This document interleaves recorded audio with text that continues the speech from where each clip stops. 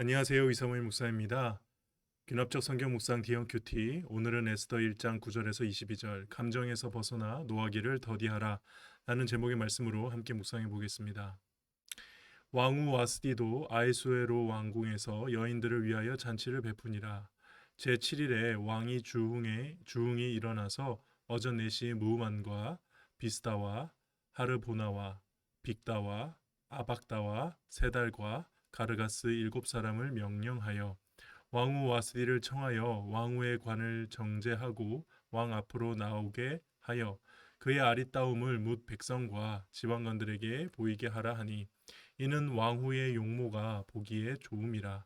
그러나 왕후 와스디는 내시가 전하는 왕명을 따르기 싫어하니 왕이 진노하여 마음속이 불붙는 듯 하더라. 왕이 사례를 아는 현자들에게 묻되 왕이 규례와 법률을 아는 자에게 묻는 전례가 있는데 그때의 왕에게 가까이하여 왕의 기색을 살피며 나라 첫 자리에 앉은 자는 바사와 메대의 7지방관 곧 가르스나와 세달과 아드마다와 다시스와 메레스와 마르스나와 문무간이라. 왕후 와스디가 네시가 전하는 아하수에로 왕의 명령을 따르지 아니하니 규례대로 하면 어떻게 처치할까? 무무간이 왕과 지방관 앞에서 대답하여 이르되 왕후 와스디가 왕에게만 잘못했을 뿐 아니라 아하수에로 왕의 각 지방의 관리들과 뭇 백성에게도 잘못하였나이다. 아하수에로 왕이 명령하여 왕후 와스디를 청하여도 오지 아니하였다 하는 왕후의 행위의 소문이 모든 여인들에게 전파되면 그들도 다 그들의 남편을 멸시할 것인즉 오늘이라도 바사와 메대의 귀부인들이 왕후의 행위를 듣고 왕의 모든 지방관들에게 그렇게 말하리니 멸시와 분노가 많이 일어나리이다. 왕이 만일 좋게 여기실진데 와스티가 다시는 왕 앞에 오지 못하게 하는 조서를 내리되 바사와 메대의 법률에 기록하여 병개함이 없게 하고 그 왕후의 자리를 그보다 나은 사람에게 주소서. 왕의 조서가 이 광대한 전국에 반포되면 귀천을 막론하고 모든 여인들이 그들의 남편을 존경하리이다 하니라. 왕과 지방관들이 그 말을 옳게 여긴지라 왕이 무무간의 말대로 행하여 각 지방 각 백성의 문자와 언어로 모든 지방의 조서를 내려 이르기를 남편이 자기의 집을 주관하게 하고 자기 민족의 언어로 말하게 하라 하였더라. 내용 한차 1번입니다. 아하수에로는 왕후 와스디가 왕명을 따르지 않자 어떻게 반응합니까? 12절에 진노하여 마음속에 불붙듯하다라고 되어 있습니다. 근데 보니까 이게 좀 왕의 명령에 와스티가 거절하는 것도 그렇고 또 그 거절하였다고 해서 왕이 막 이렇게 진노하여 불붙는 듯 마음이 불붙는 듯 한다라고 하는 것은 아무래도 성경에 다 기록되지 않은 두 사람 사이에 이 부부 사이에 문제가 있었던 것으로 보이고요. 이 일이 아니었더라도 결국 두 사람은 아마 헤어졌을 사이가 아닌가. 정말 별거 아닌 거잖아요. 그냥 왕이 왕후에게 오라고 명령했을 뿐인데 그거를 거부하는 왕후도 그렇고 또 그거를 거부한다고 해서 왕후도 그냥 놀고 있었던 게 아니죠. 잔치를 주관하고 있었기 때문에 아 그런가 보다 그러고 왕이 또 다시 가서 권한다던가 아니면 자기가 간다던가 뭐 여러 가지가 있겠지만은 그냥 그걸 가지고 진노하며 마음속에 불붙는한다. 이건 뭐 사실 두 사람이 문제가 있었던 것으로 일단 보입니다. 그렇죠? 2번입니다. 무무가는 왕과 지방관 앞에서 와스티 문제를 어떻게 처리하자고 제안합니까? 결국 그 왕후의 자리를 그보다 나은 사람에게 주라는 거죠. 그러니까 왕에게 옳은 말을 하는 신하의 모습이 절대 아니고요. 이거는 딱 그 왕의 표정과 마음을 보고 이게 왕이 원하는 거겠구나 하면서 전형적으로 그에 맞춰주는 아첨꾼의 모습입니다. 그리고 그가 말한 이유가 결국 이렇게 왕비가 왕을 무시하면 모든 나라의 여인들이 남편을 무시할 거다라는 정말 말도 안 되는 물론 그 당시에는 그런 식의 논리가 적용될지 모르겠지만 지금의 관점으로 봤을 때 여성에 대한 존중이 전혀 없는 그런 시대상을 보여주는 방식으로 왕후를 끌어내리는 그런 조언을 하죠. 근데 정말 이렇게 여성에 대한 억압과 핍박이 가득한 이 시대에 참 여인인 에스더를 하나님이 사용하셔서 이스라엘 백성을 구원하시는 참 이게 역설적인, 그러니까 하나님이 하시는 일에 가장 반대되는 세상의 모습을 보여준다고 할 수 있습니다.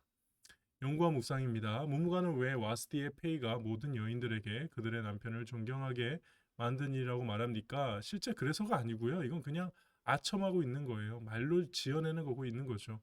와스디의 페이와 여인들이 남편을 존경하는 건 별개의 문제입니다. 한 여인이 남편을 존경하고 한 남편이 여인을 사랑하는 거는 그 가정의 문제지, 다른 사람이 한다고 해서 이 가정에서 그렇고 안 그렇고 그런 게 아니잖아요. 그렇지 않습니까? 근데 이런 논리를 펴는 이유는 하나입니다. 지금 와스디 페이하는 왕, 당신의 죄책감을 내가 덜어줄게요. 거예요. 합리화 시켜줄게요. 당신은 지금 여자를 버리는 게 아닙니다. 아내를 버리는 게 아닙니다. 전 나라의 여인들이 남편을 존중할 수 있도록 법을 세우는 겁니다.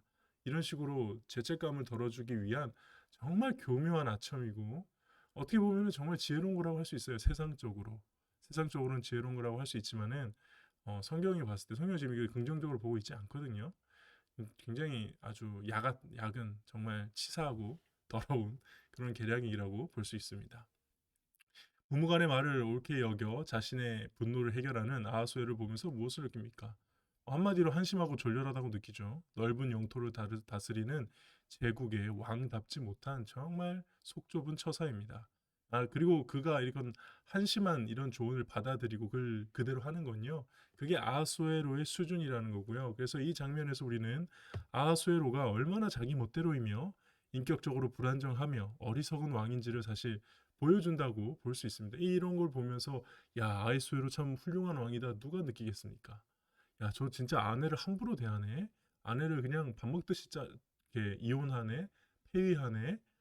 정말 저런 가부장적이고 뭐라 그럴까요? 참 아주 어, 누가 봐도 나쁜 왕이다라는 느낌이 드는 그런 모습을 보여주는데, 문제는 이제 나중에 이 왕의 아내가 에스더가 된다는 거죠. 우리는 그걸 알고 보고 있지 않습니까? 그리고 이 에스더가 이 남자의 여인으로서, 이 남자의 아내로서, 왕비로서 과연 그 역할을 잘 감당할 수 있을까? 솔직히 조금 걱정되면서 보게 됩니다. 하나님의 은혜가 필요한 부분이겠죠. 내가 감정이 격해져서 실수했던 적은 언제입니까? 감정이 요동칠 때 마음을 다스리고 죄에 빠지지 않게 해서 무엇을 결단하겠습니까? 예전에 어렸을 때는 그렇게 화를 낸 적이 많았는데요. 최근에는 분명히 좀 신앙이 성숙해지고 나서는 이 부분은 좀 많이 줄어든 것 같아요. 그리고 한번 말하기를 참고 곰곰이 생각해 보면은 사실 그렇게 화낼 일도 별로 없죠. 우리 인생 그렇게 긴 것도 아니고, 화내면서 내 마음의 분노를 품고 살기에는 하나님이 주신 시간이 너무 아깝지 않습니까? 그런 거 관감히 묵상해 보면은 충분히 빠져나올 수 있습니다. 아하수에로 왕이 특히 이제 아첨하는 신하들의 조언을 들었죠. 그러니까 듣고 죄를 지은 거잖아요. 근데 나는 하나님의 기록된 말씀을 통해서 조언을 항상 들어야겠다. 내 주변에 나에게 하는 사람들의 말은 다 나를 이용하는 말이고, 나를 그쵸, 나한테 정말 나를 위해서 진심 어린 조언을 해줄 수 있는 사람은, 과연 요즘에는 그런 생각도 해요. 가족도 과연 그럴 수 있을까? 가족도 다 자기 관점에서 서로를 대하고 서로를 이렇게 바라보고 있기 때문에 정말 온전히 나를 걱정하고 나를 위해서 나한테 전심으로 조언하는, 나를 이용하지 않는 존재는 누구일까? 저는 우리 하나님밖에 없다고 믿습니다. 그러니까 성경을 통해 나의 인생에 가장 진실하고 바른 조언을 해주시는 보혜사가 이제 돕는 자잖아요. 변호사처럼 옆에서 도와주시는 그 성령 하나님을 의지하고 그 역사를 믿고 나아가는 것이 중요하겠다, 그런 생각을 묵상을 했습니다.